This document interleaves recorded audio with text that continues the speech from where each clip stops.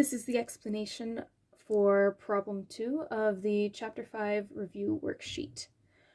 We are given the following problem and asked to simplify tangent of pi over 2 minus x times secant of negative x times the sine of negative x. So let's start by simplifying each one of these in turn. So the tangent of pi over 2 minus x, we're going to simplify that using the cofunction identity, and that will turn into the cotangent of x. For these next two, we will be using the even-odd identities. Secant of negative x will just be secant x. Secant x. And those are multiplied there.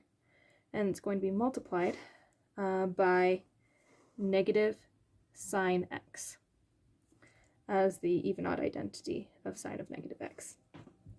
From here, we're going to change them all into sines and cosines to make to finish off the problem. Cotangent x is equivalent to cosine x over sine x, and secant x is equal to 1 over cosine x. And since we're changing them to sines and cosines, the sign can just drop down. The negative sine x can just drop down.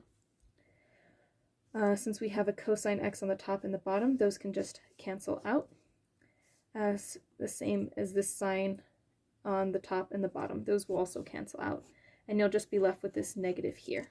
So the answer will be -1.